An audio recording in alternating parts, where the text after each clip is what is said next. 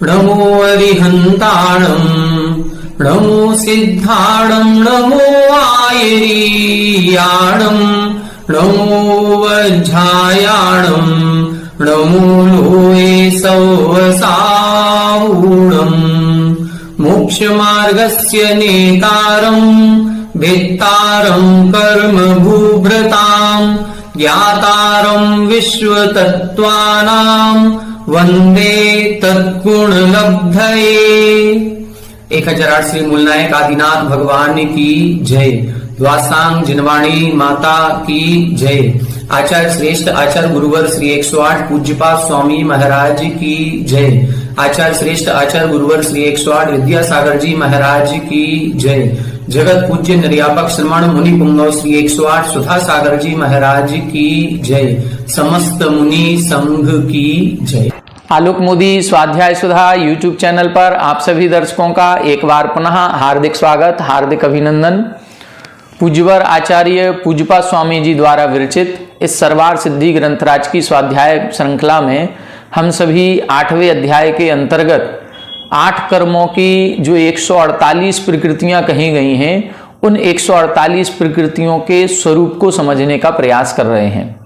और इसको समझते हुए अपन सभी ने ज्ञानावरण, दर्शनावरण, वेदनी, मोहिनी और आयु, इन 5 कर्मों के जो भेद प्रभेद हैं, उनकी जो प्रकृतियां कही हैं, उनका स्वरूप समझ लिया है।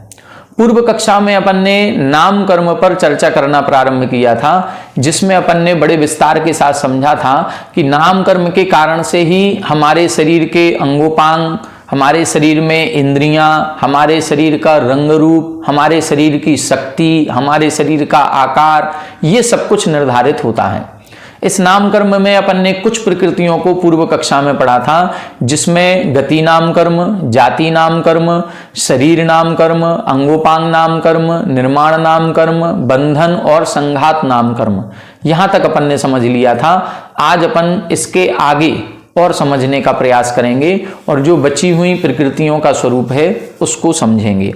आइए देखें, पेज नंबर 304 पर अपन ने बंधन और संघात यहां तक देख लिया था। नीचे से लगभग 6वीं लाइन, 1 2 3 4 5 6, 6वीं लाइन पर देखें, संघात तक अपना हो गया था। हमने आपको बताया था जिस शरीर नाम कर्म का उदय होता है, उसी बंधन और उसी संघात नाम कर्म का उदय पाया जाता है।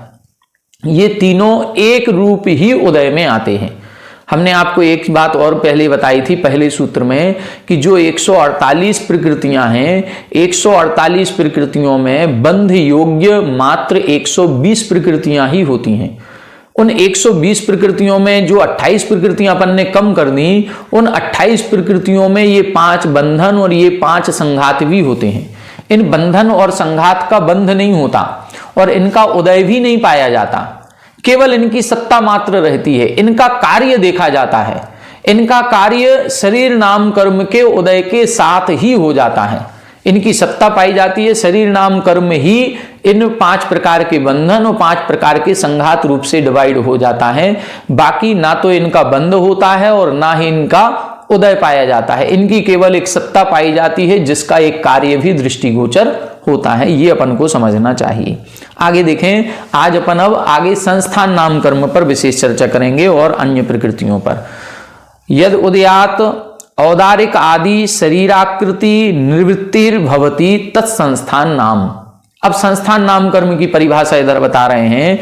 यद उदयात, जिस कर्म के उदय से औदारिक आदि शरीर आकृति निवृत्ति, जो औदारिक व्यक्रियक आहारक शरीर अपने बनेंगे, इन शरीरों की जो आकृति बनती है, उस आकृति का निर्धारण जिस नाम कर्म से होता है उसे हम संस्थान नाम कर्म कहते हैं। संस्थान का मतलब ही होता है आकार।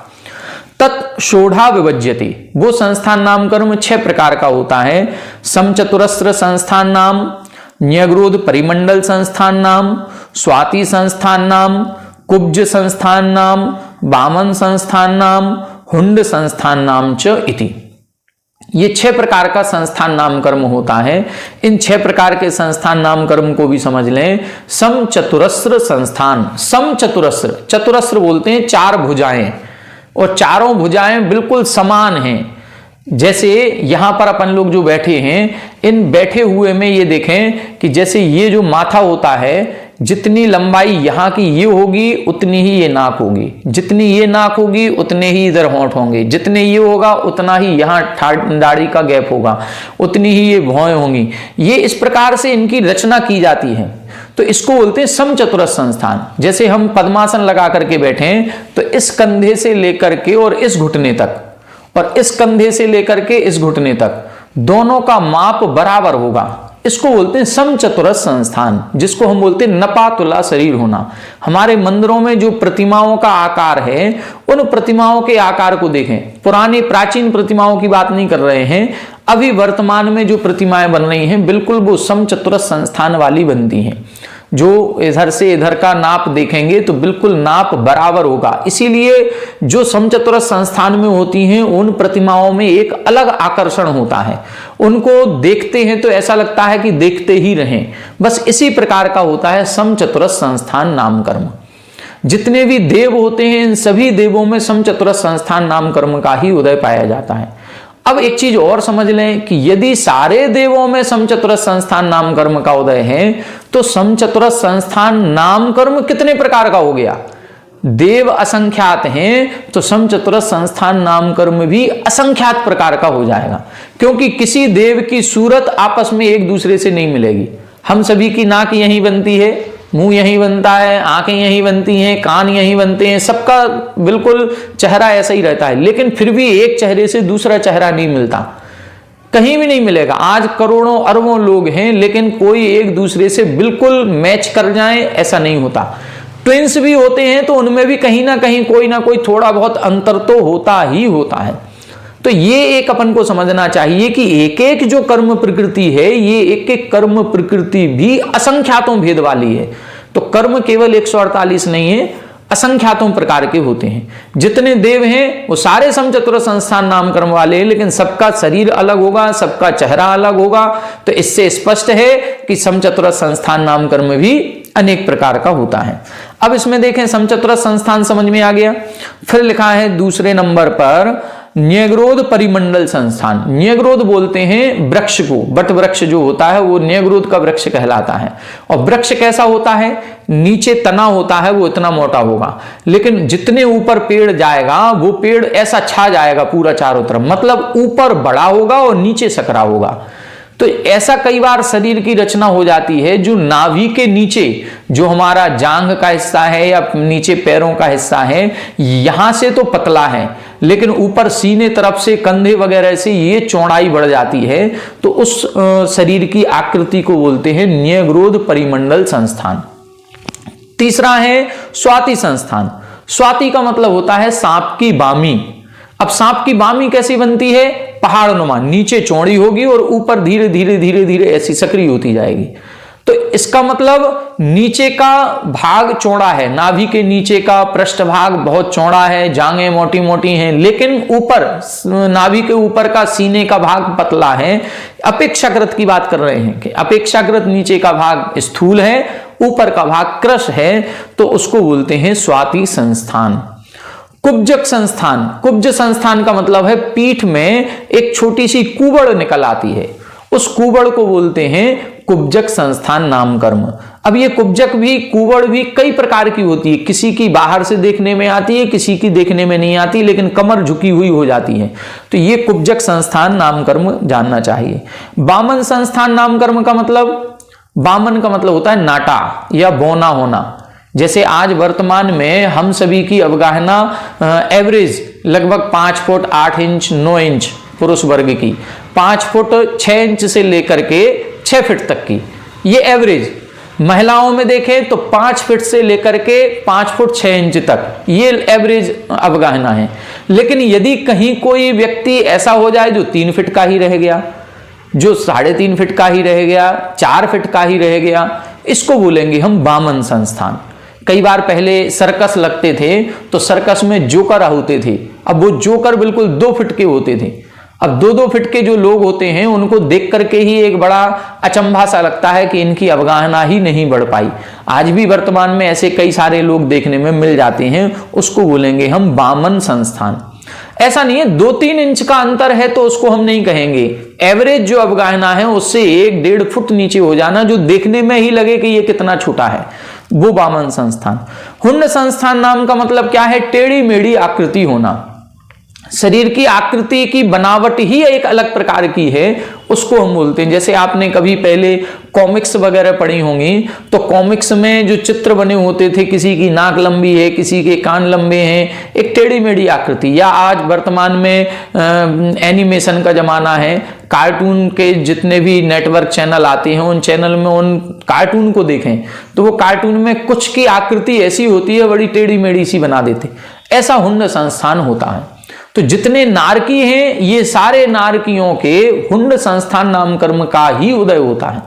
अब 7 नरकों में जो 84 लाख बिल हैं, उन 84 लाख बिलों में असंख्यातों नारकी हैं और सभी के हुंड संस्थान नाम कर्म का उदय है।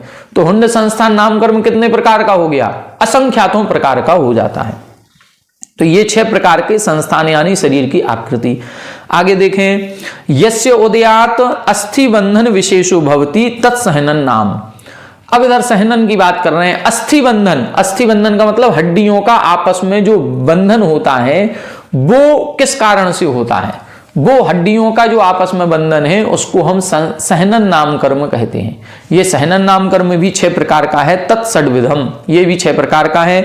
वज्र वृषभ नाराज सहनन नाम, वज्र नाराज सहनन नाम, नाराज सहनन नाम, अर्ध नाराज सहनन नाम, कीलक सहनन नाम, असम प्राप्ता श्रपाटिका सहनन नाम च इति। ये 6 प्रकार का सहनन होता है। सहनन को भी थोड़ा सा समझ लें। वज्र वृषभ नाराज सहनन, वज्र का मतलब होता है लोहे जैसा, वृषभ का मतलब क्या है? ऊपर की चमड़ी, नाराज का मतलब होता है कीले, और सहनन का मतलब होता है हड्डी। जिसकी ऊपर की चमड़ी, हड्डियां, और 2 हड्डियों को जब अपन जोड़ते हैं तो बीच में कील लगा देते हैं, वो कील, ये तीनों भी चीजें वज्र की हैं। चमड़ी भी वज्र जैसी मजबूत है, हड्डियां भी वज्र जैसी मजबूत हैं, और उनके जो ज्वाइंट हैं वो ज्वाइंट भी वज्र जैसी मजबूत हैं, वो कीले भी मजबूत हैं। इसको बोलते हैं वज्र वृषभ नाराज सहनन। आप सभी ने पद्म पुराण जी का एक प्रसंग पढ़ा होगा कि वो हनुमान जी का बचपन में कोई अपहरण कर लेता है और ऊपर से फेंका, उनको विमान से ऊपर से नीचे फेंका, तो वो जिस शिला पर गिरे वो शिला चूर चूर हो गई, लेकिन उस बालक का कुछ भी नहीं हुआ। मतलब उसका जो सहनन था शरीर का, वो सहनन इतना मजबूत था कि पत्थर के टुकड़े टुकड़े हो गए। ऐसा ये जो शरीर की शक्ति होती है उसको हम वज्र वृषभ नाराज सहनन कहते हैं। ये एक ऐसा सहनन है कि इसी सहनन के साथ ही कर्मों की निर्जरा संभव है। जो कर्म 8 कर्म है और 8 कर्मों का जो क्षय किया जाता है वो इसी सहनन के साथ ही संभव है, अन्य कर्म के साथ, अन्य सहनन के साथ नहीं। जो छपक श्रेणी आरोहण होता है वो वज्र वृषभ नाराज सहनन के साथ ही होता है। अथवा कहे मोक्ष की प्राप्ति या केवल ज्ञान की प्राप्ति है वो वज्र वृषभ नाराज सहनन वाले जीवों के ही होती है, अन्य के नहीं होती। आज वर्तमान में मोक्ष क्यों नहीं है? वो मोक्ष इसीलिए नहीं है क्योंकि आज हम सब जितने भी लोग जीव पैदा हो रहे हैं पंचम काल में, ये सभी के वज्र वृषभ नाराज सहनन नहीं है। हम सभी काल को दोष देते हैं कि पंचम काल का दोष है, पंचम काल में मोक्ष नहीं। नहीं, काल कभी भी दोषी नहीं हो सकता, काल तो उदासीन निमित्त है। बस ये जरूर है कि इस काल का प्रभाव ऐसा है कि इस काल में इतने पुण्यात्मा जीव उत्पन्न नहीं होते हैं कि जिनके वज्र वृषभ नाराज सहनन हो। हम सब हीन पुण्य वाले हैं, हम पापी तो नहीं कहेंगे लेकिन हीन पुण्य वाले हैं, इसलिए हम लोगों के वज्र वृषभ नाराज सहनन नहीं है। और वज्र वृषभ नाराज सहनन नहीं होने से आज मोक्ष की प्राप्ति नहीं है। इसलिए जब कभी भी ये प्रसंग आए कि कोई कहे कि पंचम काल है इसलिए पंचम काल में मोक्ष नहीं, नहीं, ये बात नहीं कहें। ये कहें कि हम सभी के वज्र वृषभ नाराज सहनन नहीं है, इसलिए हम मोक्ष नहीं जा सकते, इसलिए हम उत्कृष्ट ध्यान नहीं कर सकते, इसलिए हम कर्मों की निर्जरा नहीं कर सकते। ये मुख्य तर्क है। तो वज्र वृषभ नाराज सहनन हो गया। दूसरा है वज्र नाराज सहनन। अब इधर वृषभ शब्द हटा दिया, वृषभ का मतलब चमड़ी, वो चमड़ी वज्र की नहीं है लेकिन अंदर की हड्डी भी वज्र की है और उनके जो ज्वाइंट हैं, कीले हैं, वो भी वज्र की हैं। लेकिन कहीं कुछ कमी आ गई। क्या कमी आ गई? जो ऊपर की चमड़ी थी वो वज्र की नहीं होती है। तीसरा है नाराज सहनन। इसमें वज्र का कुछ भी नहीं, ना हड्डियां वज्र की हैं, ना कीलें वज्र की हैं, ना चमड़ी वज्र की है, सब सामान्य है। लेकिन जो हड्डियां आपस में जुड़ी हैं वो कीलों के माध्यम से जुड़ी हैं। कई बार अपन कोई ऐसी चीज बनाते हैं लकड़ी की या लोहे की, तो एक पटिया इधर रखा और एक पटिया इधर रखा, दो पटिये रखे, यहां से हमने ड्रिल मशीन से छेद किया और छेद करके एक कील इसके अंदर डाली और दूसरी तरफ से एक बोल्ट लेकर के उसको कस दिया। ये कहलाता है नाराच सहनन। मतलब दो हड्डियां जो थीं वो इधर से जो एक कील अंदर गई है वो दूसरी तरफ से भी बोल्ट से कसी हुई है। अब जब दूसरी तरफ से भी बोल्ट लग जाएगा चूड़ी वाला जो है, अब उसको खोलना या उसको तोड़ना संभव नहीं है। उस बोल्ट को ही आपको प्लास से खोलना पड़ेगा, तभी वो दो पार्ट अलग होंगे। तो ये जो हड्डी की मजबूती है ये बहुत अत्यधिक स्ट्रांग होती है, मजबूत होती है। आगे देखें अर्धनाराच सहनन। अब जो कील है वो अर्ध यानी आधी है, दो पटिये हैं, दो पटियों में अब जो ड्रिल मशीन से हमने छेद करके वो दूसरी तरफ निकाल के बोल्ट लगाया था वो नहीं लगा है। बस ऐसे ही दो पटिये आपस में रखे और एक कील ली और कील को हथौड़ी से ठोक दिया।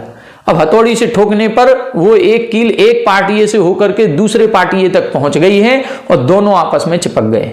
यदि इनको मजबूती से खींचा जाएगा तो दोनों पटिये अलग अलग हो जाएंगे। तो बस इसमें यही अंतर है, उसमें दूसरी तरफ से भी बोल्ट से कसा था, इसमें बोल्ट जैसी मजबूती नहीं है। इसमें मजबूती तो है लेकिन उतनी नहीं है। इसको बोलते अर्धनाराच सहनन। कीलक सहनन का मतलब क्या है? कीलक सहनन का मतलब है इसमें कील है ही नहीं, इसमें तो फांसे बने हुए हैं ऐसे, ये इस प्रकार से ये फांसे बन जाते हैं, इसमें कील नहीं है। लेकिन इसमें भी यदि हम ऐसे पकड़ लें तो इसको खींचना मुश्किल है, ये ऐसे खिंचेगी नहीं। इसको बोलते हैं कीलक सहनन। कई बार जो शास्त्र रखने का अपना एक बोलते क्या है उसको हमें नहीं पता है, एक पटिया होता है जो ऐसा इस तरह से खुल जाता है, वो क्या है, वो आपस में उसमें कील नहीं होती है, बिना कील के ही आपस में ही फंसा हुआ है, उसको बोलते हैं हम कीलक सहनन। एक होता है असंप्राप्ता सृपाटिका सहनन, इसकी मजबूती और कम है। इसमें क्या कर दिया, दो पटिये रखे, एक इधर एक हड्डी है और एक इधर एक हड्डी है और दोनों ऐसे मिला दिए, एक के ऊपर एक नहीं है, इधर दूर दूर, और अब इधर से रस्सी लेकर के वो सबको रस्सी से बांध दिया। मतलब नसों से, मांस से, इन सारी चीजों से उसको चारों तरफ से कवर कर दिया। तो इसको एक प्रकार की मजबूती नहीं कहेंगे, ये कहलाएगा असंप्राप्ता सृपाटिका सहनन। आज वर्तमान में जो कहा जाता है पंचम काल में, वो हम सभी का लगभग बहुतायत यही छठवां नाम का जो असंप्राप्ता सृपाटिका नाम कर्म है, यही वाला सहनन पाया जाता है।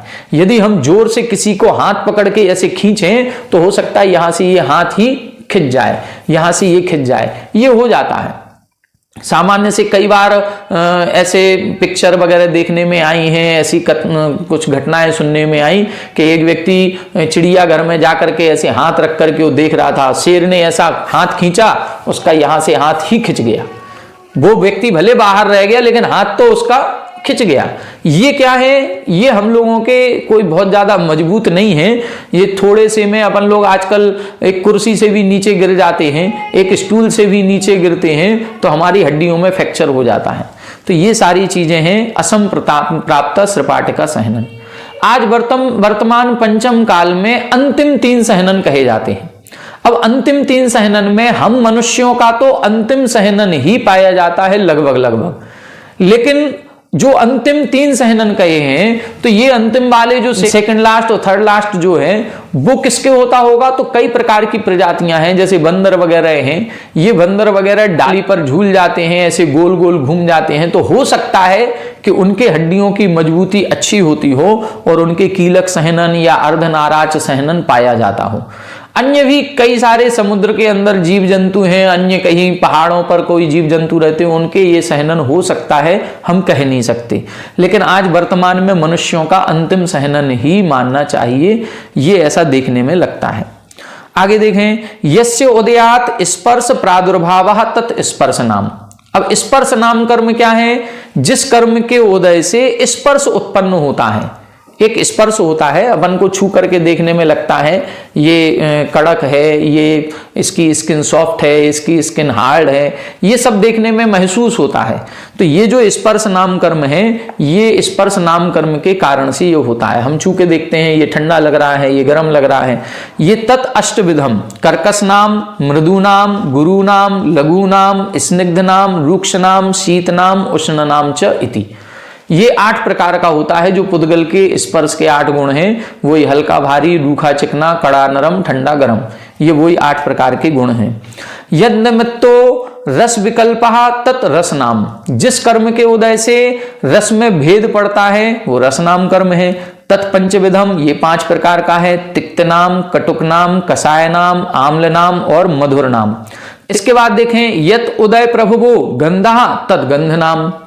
यहां बता रहे हैं जिसके उदय के कारण से गंध उत्पन्न होती है वो गंध नाम कर्म है। इसके 2 भेद हैं, कौन कौन से? तद्विविधम, सुरभि गंध नाम, असुरभि गंध नाम, मतलब सुगंध और दुर्गंध।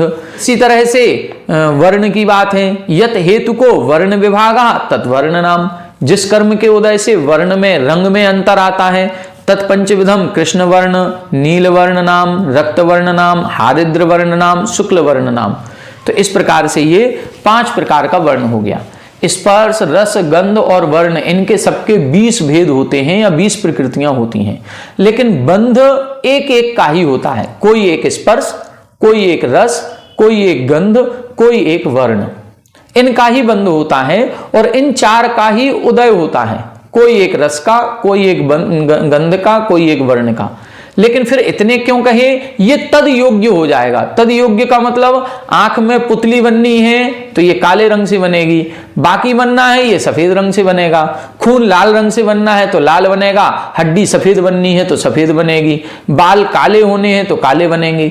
तो जहां जैसे रंग की आवश्यकता होगी वैसा उदय उस कर्म का हो जाता है और तद योग्य बन जाता है। अब मोर का पंख है, उस पंख में देखें कितने सारे कलर नजर आते हैं, तो हर एक एक मिलीमीटर पर अलग अलग कलर होता है। कहीं डार्क ग्रीन दिखता है, कहीं पर्पल दिखता है, कहीं ब्लू दिखता है, तो एक सुनहरा कलर गोल्डन अलग उसमें दिखता है। तो ये सब तरह के कलर मिक्स होकर के जहां जैसी आवश्यकता होती है वैसा उसका उदय पाया जाता है। पूर्व शरीर आकार अविनाशो यस्य उदयात भवति तत् आनुपूर्वी नाम। आनुपूर्वी नाम कर्म किसे कहते हैं? जिस कर्म के उदय से पूर्व शरीर के आकार का विनाश नहीं होता है उसे आनुपूर्वी नाम कर्म कहते हैं। तत्चतुर्विधम, वह 4 प्रकार का है। नरक गति प्रायोग्यानुपूर्वीय नाम, त्रियगति प्रायोग्यानुपूर्व नाम, मनुष्य गति प्रायोग्यानुपूर्व नाम, देवगति प्रायोग्यानुपूर्व नाम च इति। ये आनुपूर्वी नाम कर्म को हमने आपको कल परसों की कक्षा में बताया था कि ये क्षेत्र विपाकी प्रकृति होती है। क्षेत्र विपाकी प्रकृति का मतलब ये इस कर्म का उदय किसी क्षेत्र विशेष में ही प्राप्त होता है, हमेशा प्राप्त नहीं होता। जब जीव एक पर्याय से मरण करके दूसरी पर्याय को जाता है और बीच में विग्रह गति बनती है, उस विग्रह गति में आत्मा का आकार कैसा होगा, इस आकार को बनाए रखने का काम इस आनुपूर्वी का है, ले जाने का काम नहीं है। वो जो विग्रह गति में जा रही है आत्मा, उस आत्मा का आकार कैसा होगा, उस आकार को बनाए रखने का काम ये आनुपूर्वी नाम कर्म करता है। इसका काम क्या है? पूर्व शरीर के आकार का ही आकार बनाए रखना आत्मा का। जैसे मान लो हम मनुष्य हैं और मनुष्य मर करके देवों में जा रहा है, तो आत्मा का आकार विग्रह गति में कैसा होगा? मनुष्य का, पूर्व शरीर के हिसाब से। पूर्व शरीर आत्मा मनुष्य के शरीर में थी तो मनुष्य का आकार बना रहेगा, लेकिन कर्म का उदय कौन सा होगा? कहां ले जा रही है वो? देवों में, इसलिए देवगत्यानुपूर्वी का उदय होगा।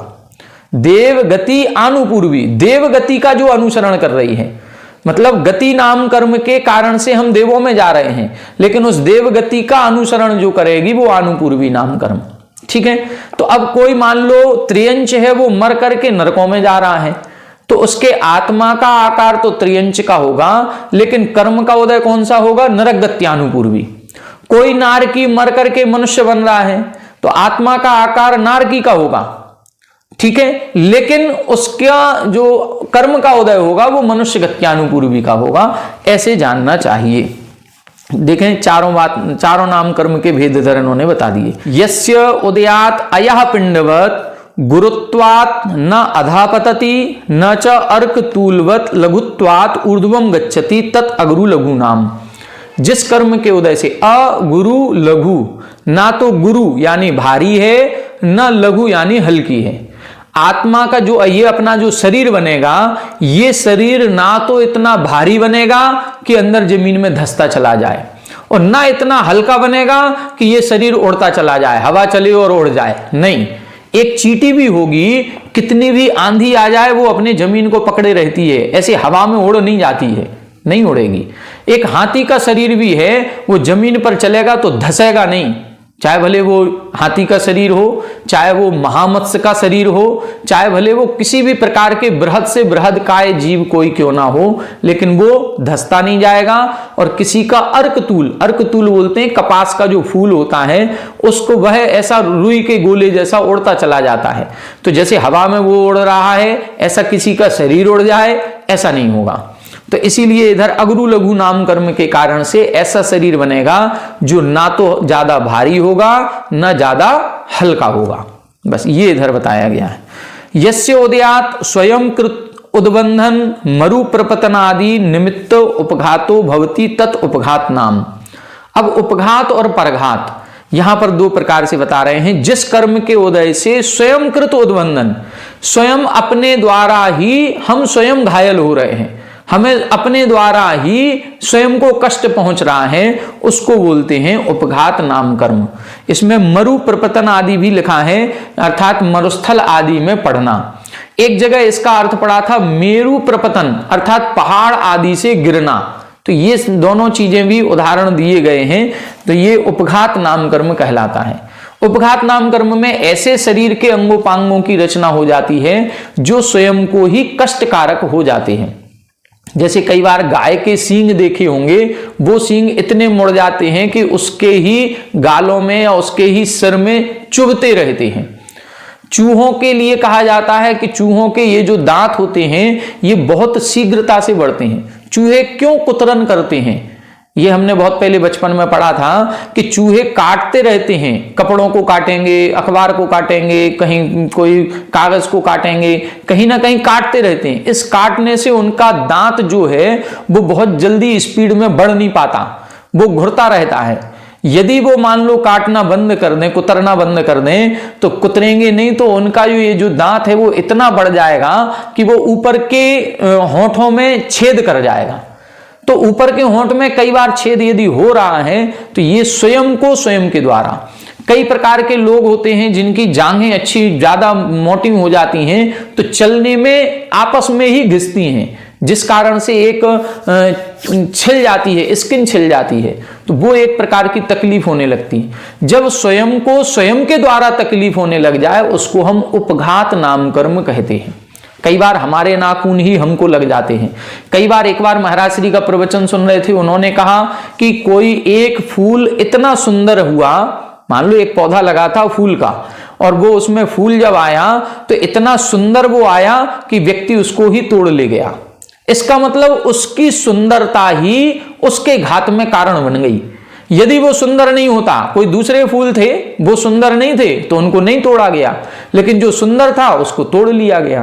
तो कई बार हमारी योग्यताएं ही हमारे विनाश का कारण बन जाती हैं। ऐसे ही शरीर के अंगोपांग यदि ऐसे बन रहे हैं जो स्वयं के घात में कारण हो जाएं, तो उसको हम बोलते हैं उपघात नाम कर्म। दूसरा है यन्निमित्तः परशस्त्रादेः व्याघातः तत्परघात नाम कर्म। जिसके निमित्त से पर शस्त्रादि, दूसरे के शस्त्र आदि के द्वारा हमारा घात होता है, वो परघात नाम कर्म। अभी तो हमारा घात स्वयं के द्वारा हो रहा था, ऐसे अंगोपांगों की रचना। अब ऐसे कि जो दूसरे के द्वारा हमारा घात हो तो उसको परघात नाम कर्म कहते हैं।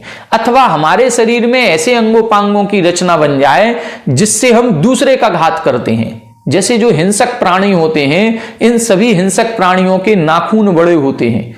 ये नाखून क्यों बड़े हैं? जो शेर वगैरह है, बाघ वगैरह है, ये शिकार करते हो, शिकार करके ऐसे जब हिरण के ऊपर झपटते हैं तो अपने नाखूनों से उसके पेट पर पकड़ बना लेते हैं। वो ये पकड़ किस कारण से बनी? उनके नाखूनों के कारण, उनके पंजों के कारण से। तो उनके शरीर के अंगोपांग ऐसे बने हैं जो दूसरे के घात में कारण बन रहे हैं। तो ऐसे अंगोपांगों की रचना हो जाना, उसको बोलते हैं परघात नाम कर्म।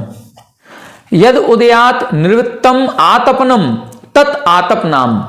जिस कर्म के उदय से ऐसा शरीर उत्पन्न हो, जिस शरीर में इतना तेज प्रकाश हो कि सामने वाला जल जाए, मतलब आतप, तेज, जैसा सूर्य का प्रकाश होता है ऐसा तेज प्रकाश जब उत्पन्न होता है उसे आतप नाम कर्म कहते हैं। और ऐसा ये आतप नाम कर्म का उदय केवल सूर्य का जो विमान है, उस विमान जो बना हुआ है वो सूर्यकांत मणियों से बना हुआ है, और उन सूर्यकांत मणियों में जो पृथ्वी का एक जीव होते हैं, उन पृथ्वी का एक जीवों के ही पाया जाता है, अन्य के नहीं पाया जाता। पूरे तीनों लोकों में इतने सारे जीव हैं, अन्य किसी भी जीव के आतप नाम कर्म का उदय नहीं होता है। जिन जीवों के होता है वो ही है पृथ्वी का एक जीव। ये आतप नाम कर्म का उदय केवल एक इंद्रियों में ही होता है, और एक इंद्रियों में भी मात्र पृथ्वी का एक के होता है, अन्य किसी के उत्पन्न नहीं होता।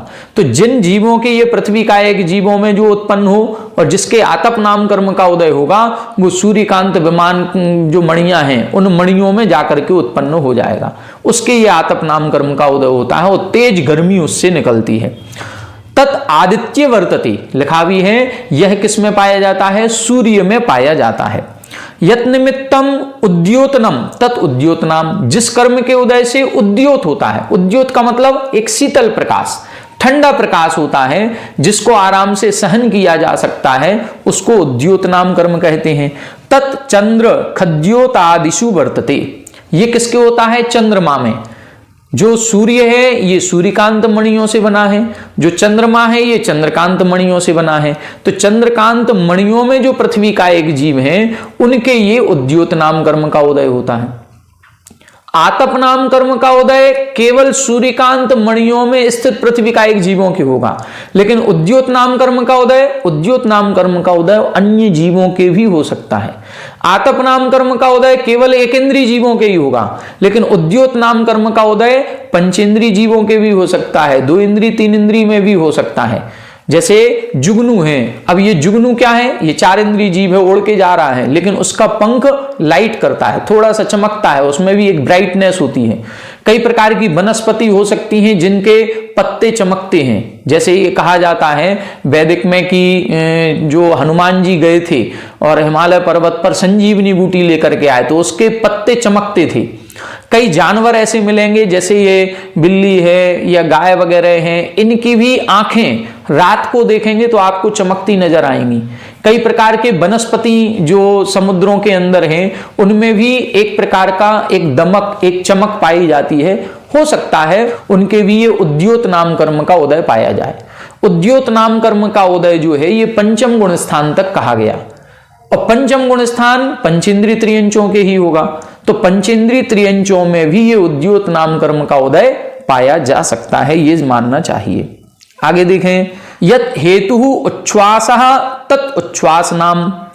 जो उच्छ्वास के लिए हेतु होता है, जिस कर्म के उदय से श्वासोश्वास होता है, वो उच्छ्वास नाम कर्म है। ये सभी जीवों के पाया जाएगा, इसके बिना श्वासोश्वास ही नहीं होगा।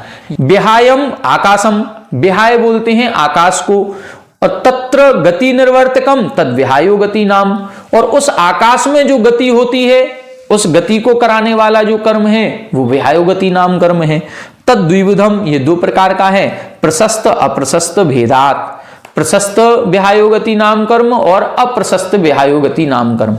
आकाश में जो गमन होता है, जो हमारी चाल ढाल होती है, वो प्रशस्त भी होती है, अप्रशस्त भी होती है। प्रशस्त का मतलब जो अच्छी चाल कहलाती है। जैसे जो कवि लोग गणना करते हैं, कविताएं लिखते हैं, तो हिरणी जैसी चाल या हाथी की जो मदमस्त चाल होती है, तो इस प्रकार की जो चाल है उसको अच्छी प्रशस्त चाल कहा गया। कुछ अप्रशस्त भी होती होंगी, इसके बारे में ऐसा कुछ पढ़ने में तो नहीं आया किसकी प्रशस्त और किसकी अप्रशस्त, लेकिन ये 2 प्रकार से आकाश में गमन होता है, तो 2 प्रकार की ये गति हमारी कही गई है। इसके बाद 10 प्रकृतियां और हैं जो विपरीतार्थक भी हैं। प्रत्येक शरीर, साधारण शरीर, त्रस, स्थावर, शुभ अशुभ, सूक्ष्म बादर, सुभग दुर्भग, इनको अपन आगे आने वाली कक्षा में पढ़ेंगे। आज की कक्षा में इतना ही। आप सभी हमारे साथ बने रहें। सभी को जय जिनेंद्र।